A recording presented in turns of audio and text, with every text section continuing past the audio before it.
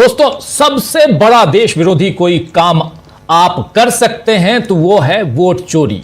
यह कहते हुए आज नेता प्रतिपक्ष राहुल गांधी ने लोकसभा में बीजेपी, आरएसएस, चुनाव आयोग सब पर जबरदस्त हमला बोला है। अपने भाषण में राहुल गांधी ने देश को बता दिया कि कैसे आरएसएस यानी राष्ट्रीय स्वयंसेवक संघ और भारतीय जनता पार्टी यानी बीजेपी के लोगों को देश की एकता और सद्भावना वाले ताने बाने से चिढ़ है, कैसे way the idea of India के खिलाफ काम कर रहे हैं। लोकसभा में राहुल गांधी के आज के भाषण से बीजेपी खैर मना रही होगी कि अच्छा हुआ कल राहुल गांधी ने भाषण नहीं दिया। कल वंदे मातरम पर लोकसभा में चर्चा थी और दरअसल आज वंदे मातरम पर राज्यसभा में चर्चा हो रही है और शायद इसीलिए खैर मना रही होगी बीजेपी की कल राहुल गांधी ने भाषण नहीं दिया वंदे मातरम पे। अगर कल भी भाषण देते तो क्या होता। आप जानते हैं कि कल लोकसभा में वंदे मातरम पर चर्चा हुई थी जिसमें राहुल गांधी ने भाषण नहीं दिया तो बीजेपी उसे मुद्दा बना रही थी, जबकि प्रियंका गांधी के भाषण से ही बीजेपी हिल चुकी थी। वही आज फिर से संसद के दोनों सदनों में यानी लोकसभा और राज्यसभा में बीजेपी बुरी तरह घिर गई। बीजेपी के साथ साथ आरएसएस और चुनाव आयोग की भी घेराबंदी विपक्ष ने कर दी। ये तमाम चीजें आप लोगों ने देखी हैं और इन सब के बीच राहुल गांधी ने जो आज अपने भाषण की शुरुआत की है, जरा वहीं से करते हैं कि क्या कुछ कहा है राहुल गांधी ने। इसको देखते हैं और फिर चर्चा को आगे बढ़ाते हैं। सुनिए जरा राहुल गांधी लोकसभा में क्या कह रहे हैं। And I'd like to conclude by saying that the biggest anti-national act you can do is vote chori. There is no bigger anti-national act that you can do than vote chori. Because when you destroy the vote, you destroy the fabric of this country. You destroy modern India. You destroy the idea of India. So I'd like to conclude by saying vote chori is an anti-national act and those across the aisle are doing an anti-national act. तो सुन लिया आपने, यहां राहुल गांधी ने साफ कहा है कि vote चोरी जो है वो एंटी नेशनल एक्ट है। और आप जानते हैं कि कल से लेकर आज तक बहुत कुछ यहां सदनों में, दोनों सदनों में हो चुका है। राहुल गांधी ने यहां जो बातें कही हैं और उसमें भी चुनाव आयोग को लेकर जो राहुल गांधी ने घेराबंदी की है उसमें कहीं ना कहीं बीजेपी घिरी हुई है। लेकिन उससे पहले जरा थोड़ा सा आपको ले चलना चाहता हूं राज्यसभा में। आज राज्यसभा में वंदे मातरम पर चर्चा हुई जिसमें मल्लिकार्जुन खड़गे ने बीजेपी को आईना दिखा दिया, तो वहीं इधर लोकसभा में चुनाव सुधारों पर चर्चा की शुरुआत हुई थी। बीजेपी ने तो तय कर लिया था कि शीतकालीन सत्र यानी ये जो विंटर सेशन चल रहा है इसमें भी एसआईआर पर बहस नहीं होने देगी, लेकिन विपक्ष की मांग के आगे उसे झुकना पड़ा और चुनाव सुधार के नाम पर चर्चा शुरू हुई जिसमें वोट चोरी पर बीजेपी को कई बार घेर चुके राहुल गांधी ने आज नए सिरे से हमला किया और वोट चोरी को राहुल गांधी ने सबसे बड़ा एंटी नेशनल एक्ट बता दिया। राहुल गांधी ने सदन के उस तरफ बैठे लोगों को यानी सत्ता पक्ष पर वोट चोरी का इल्जाम लगाते हुए अपने भाषण को खत्म किया और इससे पहले उन्होंने बीजेपी और आरएसएस के पूरे गेम प्लान को समझाया कि कैसे आरएसएस की विचारधारा को थोपने के लिए काम किया जा रहा है। राहुल गांधी ने गांधी जी की यानी महात्मा गांधी की हत्या का जिक्र करते हुए कहा कि उनके सीने में 3 गोलियां उतारने के बाद अब देश की संस्थाओं पर कब्जा किया जा रहा है। विश्वविद्यालयों के वाइस चांसलर यानी वीसी की नियुक्ति विचारधारा के मुताबिक होने लगी है। अपने मन का चुनाव आयुक्त चुनने के लिए मुख्य न्यायाधीश को नियुक्ति प्रक्रिया में शामिल करने का कानून बदल दिया गया। राहुल गांधी ने बताया कि चुनावी धांधली के सबूत देने के बावजूद कोई कार्रवाई नहीं हुई। इस दौरान राहुल गांधी ने हरियाणा की वोटर लिस्ट में ब्राजीलियन मॉडल का चेहरा होने की घटना भी याद दिलाई तो ओम बिरला भड़क गए। आइए जरा यह भी देख लेते हैं। Second, we have a Brazilian woman who appears 22 times on the voter list of Haryana.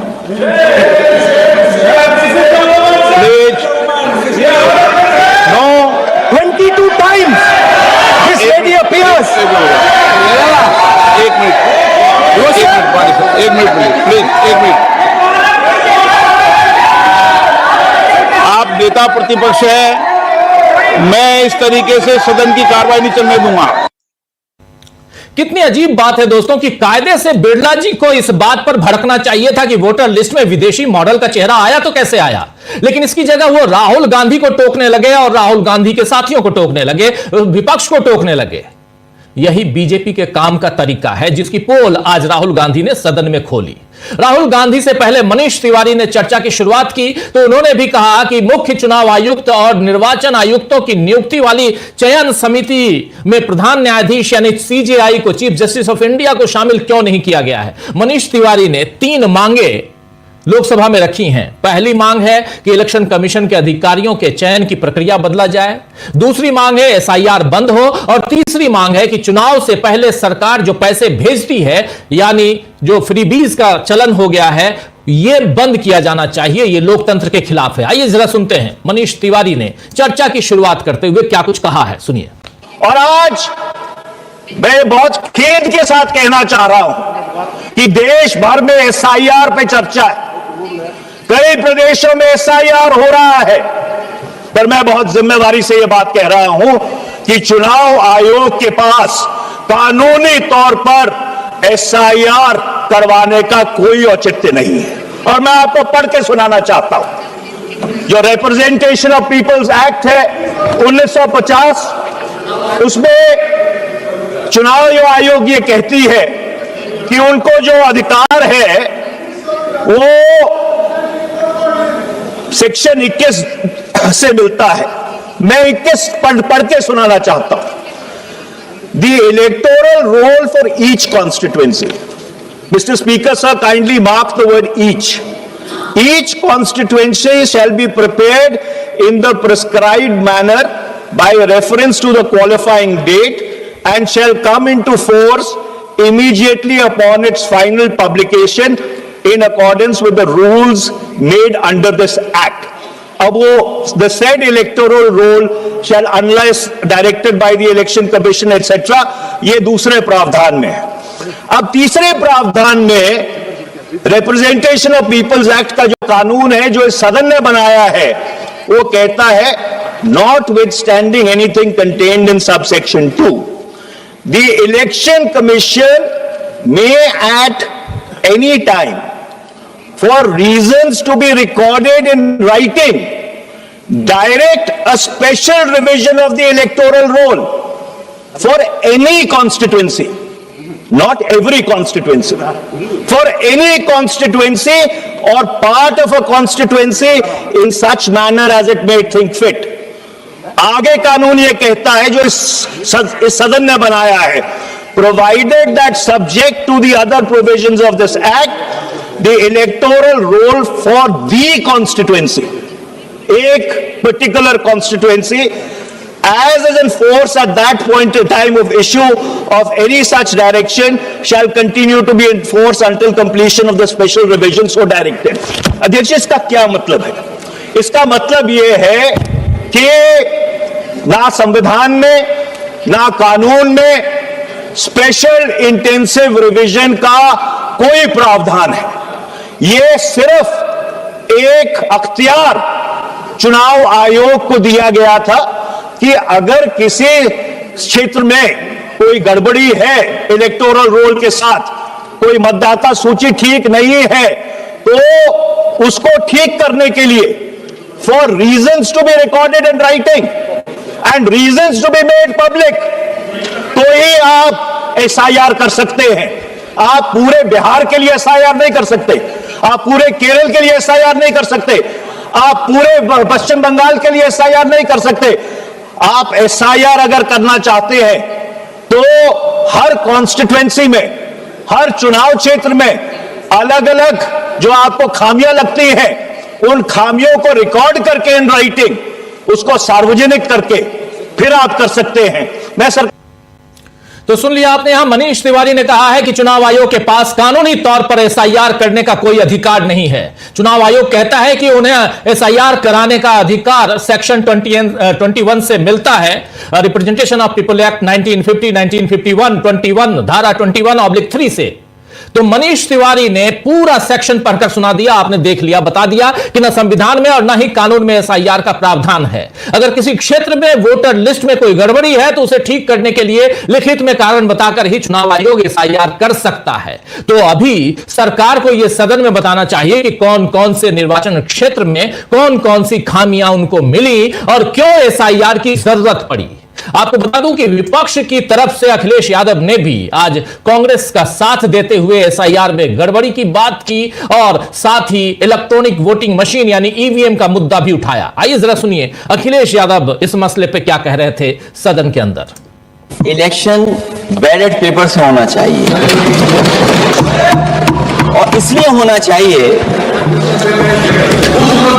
होना चाहिए कि बहुत क्वेश्चन लग रहे हैं, बहुत उंगली उठ रही है, इलेक्ट्रॉनिक चीजों पे बहुत सवाल खड़े हो रहे हैं और केवल भारत के अंदर लोकतंत्र में नहीं, दुनिया के लोकतंत्र में। और ये जो लोग कुछ कुछ कह रहे हैं इलेक्ट्रॉनिक की बात और टेक्नोलॉजी की बात कर रहे हैं, मैं उनसे कहना चाहता हूं कि भारत और जर्मनी की तुलना कर लें, भारत और अमेरिका की तुलना कर लें, भारत की और जापान की तुलना कर लें, हम कहां खड़े हैं।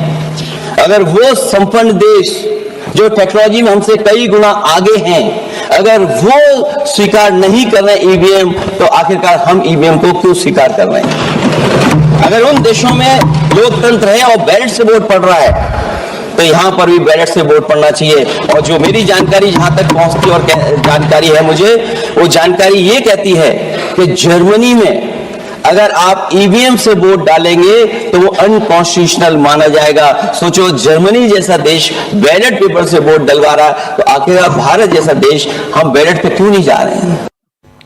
तो सुन लिया आपने, जर्मनी अगर डलवा रहा है अपने यहां वोट और ईवीएम से वोट डालने पर अनकॉन्स्टिट्यूशनल कहलाता है, तो यहां क्यों नहीं।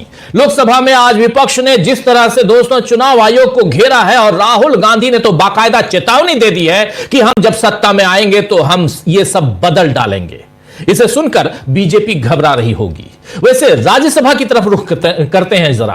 राज्यसभा में भी बीजेपी की हालत आज अच्छी नहीं रही, क्योंकि कल प्रधानमंत्री नरेंद्र मोदी और आज अमित शाह ने इमरजेंसी यानी आपातकाल का जिक्र कर आरोप लगाया कि वंदे मातरम के 100 साल होने पर देश को बंधक बनाया गया। लेकिन मल्लिकार्जुन खड़गे ने बता दिया कि तब तो इंदिरा गांधी ने वंदे मातरम पर डाक टिकट जारी कर दी थी। आइए जरा सुन लीजिए, और यहां ऑथेंटिकेट कर रहे थे मल्लिकार्जुन खड़गे। सुनिए जरा, देखिए। सभापति जी, बीजेपी के लोगों को वंदे मातरम की याद कई दशकों के बाद आई है, परंतु मैं सदन को याद दिलाना चाहता हूं कि वंदे मातरम की 100वीं सालगिरह के मौके पर वंदे मातरम पर पहला स्मारक पोस्टल स्टैंप 30 दिसंबर 1976 को श्रीमती इंदिरा गांधी जी के कार्यकाल में जारी किया गया है। वो स्टैंप भी मैं आपको दिखाता हूं, ये भी भेज दीजिए सर। अरे आप लोग देखे नहीं भाई, जरा देख के तो देखो। मुझे अपने सार्वजनिक जीवन के शुरुआती दिनों में एक लोकप्रिय स्टैंप बहुत अच्छे से याद है। मैं उस वक्त कर्नाटक स्टेट में एजुकेशन मिनिस्टर था, तो उस वक्त ये निकाला गया। हम लोग भी वहां पर स्टेट में इसका फंक्शन करते हैं। आपकी अनुमति से इस स्टैंप की एक प्रति दिखाना चाहता हूं। मैं अभी आपके पास भेज रहा हूं और वो आप उसको जरा देख लीजिए। ये तो इतिहास की बात थी जिसे प्रधानमंत्री जी को समझना चाहिए था। आज की चर्चा का संदर्भ वही होना चाहिए था जो देशवासियों को वंदे मातरम की भावना का सही अर्थ और सम्मान समझा सके। तो इसी तरह मल्लिकार्जुन खड़गे ने नेहरू जी के अपमान पर भी कहा कि उनका कद ऊंचा ही रहेगा, यानी नेहरू जी का कद ऊंचा ही रहेगा और आप नीचे ही रहेंगे। कुल मिलाकर मंगलवार का दिन बीजेपी के लिए काफी भारी रहा और इसी सदन में उधर आम आदमी पार्टी से राज्यसभा सांसद संजय सिंह ने भी जोरदार भाषण दिया, खासकर वंदे मातरम पे। संजय सिंह ने क्या कुछ कहा, जरा उनको भी सुनिए जरा। यह हिंदुस्तान का इतिहास। लेकिन मैं आपके माध्यम से इस सरकार से पूछना चाहता हूं, आपके पुरखे इस वक्त क्या कर रहे थे? जब शहीद आजम भगत सिंह वंदे मातरम लगा रहे थे, शहीद सुखदेव वंदे मातरम लगा रहे थे, शहीद राजगुरु वंदे मातरम का नारा लगा रहे थे, शहीद खुदीराम बोस वंदे मातरम का नारा लगा रहे थे, उस वक्त आप क्या कर रहे थे? क्या कर रहे थे आप? वंदे मातरम का नारा लगाकर लोग जेल गए, लाठियां पड़ी उनको। मैं आपके माध्यम से इस सरकार से पूछना चाहता हूं, आरएसएस के 4 लोगों का नाम बताओ जो वंदे मातरम नारा लगा के जेल गए, उनका नाम बताओ आप। 4 लोगों का नाम बताओ आप, अपने 4 पुरखों का नाम आप बताओ। आप नहीं बता सकते क्योंकि आजादी के आंदोलन में आपका कोई इतिहास नहीं, आजादी के आंदोलन में आपका कोई इतिहास नहीं, यही आपकी कुंठा है। तो इसलिए तभी आप कहते हो सरदार वल्लभ भाई पटेल आपके हैं। अरे भैया, सरदार वल्लभ भाई पटेल ने आरएसएस के ऊपर बैन लगाया था, यह रिकॉर्डेड हिस्ट्री है। और जब 18 महीने जेल में रखा गया आरएसएस के लोगों को राष्ट्रपिता महात्मा गांधी की हत्या के अपराध में, जब उनको छोड़ा गया, बैन हटाया गया, तो उसमें शर्त लगाई कि आप राष्ट्रीय ध्वज को मानेंगे, यानी कि आप तिरंगे झंडे को भी नहीं मानते थे। आपने 52 साल तक हिंदुस्तान का तिरंगा झंडा आरएसएस के मुख्यालय पे नहीं फहराया सर, नहीं फहराया। और 3 लोगों ने आरएसएस के मुख्यालय पर जब ये झंडा फहराया, उन तीनों के नाम मैं पढ़ रहा हूं, विजय, उन्मत, दिलीप, इन तीनों लोगों के खिलाफ आरएसएस ने एफआईआर दर्ज कराई। किस अपराध में? कि हमारे दफ्तर में तिरंगा क्यों फहरा दिया। और कितने साल तक मुकदमा लड़े? 13 साल तक मुकदमा लड़े। यह है आपकी असलियत। आप तिरंगे का विरोध करते हैं, भारत के राष्ट्रीय ध्वज का विरोध करते हैं। जो लोग तिरंगे और राष्ट्रीय ध्वज का विरोध कर सकते हैं, वो भारत माता के सच्चे सपूत नहीं है, वो नहीं है हमारे निगाह में। और मैं आपको बताता हूं सर, तो तिरंगे का जो विरोध करते रहे वो भारत मां के सच्चे सपूत नहीं हैं। और यहां पर सच्चे सपूत की बात हो रही है तो बात यह भी हो रही है कि वंदे मातरम जब हमारे आजादी के परवाने लगा रहे थे ये नारा, तब आपके लोग कहां थे, आरएसएस के लोग कहां थे? कुल मिलाकर मंगलवार का दिन यानी आज का दिन बीजेपी के लिए काफी भारी रहा दोस्तों। सत्ता पक्ष के सांसदों ने तंज कस के या राहुल गांधी का मजाक उड़ाकर खुद को ताकतवर दिखाने की कोशिश की, लेकिन दोनों सदनों की चर्चाओं में आज विपक्ष एनडीए पर भारी पड़ा। अब चाहे विपक्षी नेताओं की कई बातों को सदन की कार्रवाई से बाहर किया जाए, लेकिन जनता ने सब कुछ सुन लिया है, उसे अब सरकार कैसे मिटा पाएगी ये देखना होगा। राहुल गांधी ने गांधी जी का नाम लेकर कहा कि जिस दिन 3 गोलियां मारी गईं, उसी दिन से आरएसएस ने अपना काम करना शुरू कर दिया था। चलिए चर्चा की शुरुआत करूं, लेकिन उससे पहले राहुल गांधी के इस अंश को, उनके भाषण के इस हिस्से को जरा सुन लीजिए। On the 30th of January 1948, 3 bullets pierced the chest of Mahatma Gandhi. Nathuram Godse assassinated the father of our nation. Today, our friends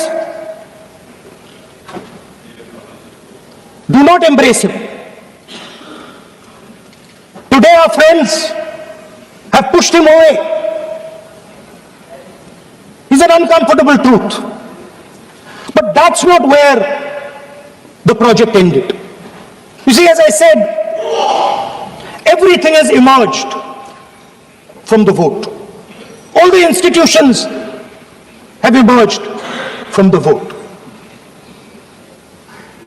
So it's obvious that the RSS has to capture all the institutions that have emerged from the vote. So the project, after Gandhiji's assassination, the next step of the project was the wholesale capture of India's institutional framework. तो गांधी जी की हत्या के बाद जो project था वो पूरे भारतीय इंस्टीट्यूशंस पर कब्जा करना, और इस हिसाब से कैसे धीरे धीरे आरएसएस ने अपनी गतिविधियां बढ़ाई और आज की तारीख में यहां तक पहुंच गया आरएसएस, बीजेपी पहुंच गई कि उसने चुनाव आयोग पर भी कब्जा कर लिया है। यह बात यहां कही राहुल गांधी ने। तो आइए दोस्तों, आज चर्चा करेंगे कि क्या विपक्ष के सामने टिक नहीं पाएगी बीजेपी। राहुल गांधी के भाषण से कैसे संसद में मचा बवाल और कैसे चुनाव आयोग के कारनामों की खुली पोल, इसकी चर्चा करते हैं। हमारे साथ कुछ वरिष्ठ साथी जुड़े हुए हैं, उनसे पहले आपका परिचय करवाता हूं, फिर आगे बढ़ते हैं। जरा स्क्रीन पर हमारे तमाम साथियों को ले आइए और सीधे चर्चा करते हैं, जानने की कोशिश करते हैं कि इन भाषणों के क्या मायने हैं और क्या यहां से चुनाव सुधार की कोई गुंजाइश दिखाई देती है। 5 साथी हमारे साथ मौजूद हैं इस वक्त।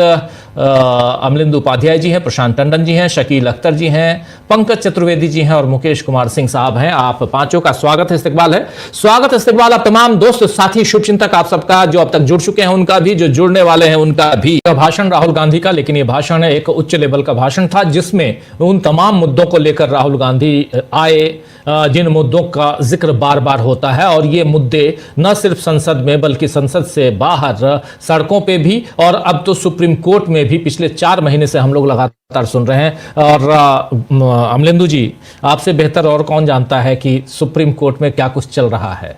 और आज भी सुप्रीम कोर्ट में सुनवाई हुई, SIR पे सुनवाई पूरी हुई है इस पक्ष से, अभी उस पक्ष बचाव का पक्ष अभी बाकी है अपनी बात रखने के लिए। वहाँ SG तुषार मेहता अपनी बात रखेंगे, लेकिन ज़रा आपसे इधर का जो क्या वो सारे मुद्दे, और कई बार लगता है जब सुप्रीम कोर्ट की दलीलों को हम लोग सुनते हैं तो लगता है कि हाँ, अब आर्टिकल 327 बार बार जिसका जिक्र आता है, और ये कि संसद चुनाव आयोग के लिए नियम संसद से नियम बनते हैं, और लेकिन अब चुनाव आयोग खुद नियम बनाने लगा है। और अभी पंकज जी ने बताया भी कि कैसे SIR की समीक्षा मुख्यमंत्री और उप मुख्यमंत्री कर रहे हैं, वो उत्तर प्रदेश में गाजियाबाद में, जो नहीं होना चाहिए।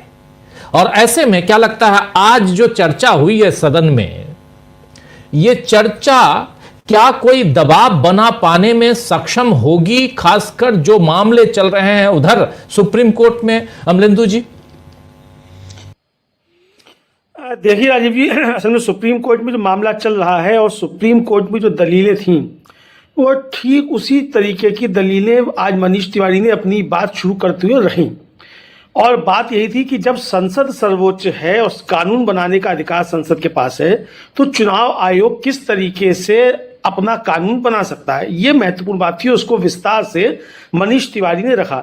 मनीष तिवारी, राजीव जी, एक राजनेता होने के साथ साथ सुप्रीम कोर्ट के अच्छे वकील भी हैं, तो उनकी जो बातें थी, इसलिए मुझे लगता है कि आज राहुल गांधी से शुरुआत ना कराकर जो था वो मनीष तिवारी से शुरुआत कराई गई, ताकि जो सुप्रीम कोर्ट की जो मतलब कानूनी भाषा है वो भी सदन को बताया जा सके, और जो एक तरह से कहा जाए जो अंधभक्त लोग हैं उनको ये समझाया जा सके कि आप किसी व्यक्ति के अगर अंधभक्त हो गए हैं तो आप अपने जो आप लॉ मेकर्स हैं, तो जिस संस्था के आप सदस्य हैं उस संस्था का अपमान आप मत कीजिए, अपने अधिकारों को मत छोड़िए। ये समझाने की भी एक कोशिश के तौर पर राजीव जी इसको देखा जा सकता है। मनीष तिवारी ने बहुत विस्तार से अपनी बात रखी, और राहुल गांधी ने तो बिल्कुल दूध का दूध पानी का पानी जिसे कहते हैं राजीव जी, वो एकदम कर दिया। सारे मसले राहुल गांधी ने रखे, किस तरीके से संविधान की धज्जियां उड़ाई जा रही हैं, क्या मॉडस ऑपरेंडी है, किस तरीके से RSS और भारतीय जनता पार्टी इस संविधान के विरोधी रहे, लोकतंत्र के विरोधी रहे, सारी बातें आज राहुल गांधी ने रखी।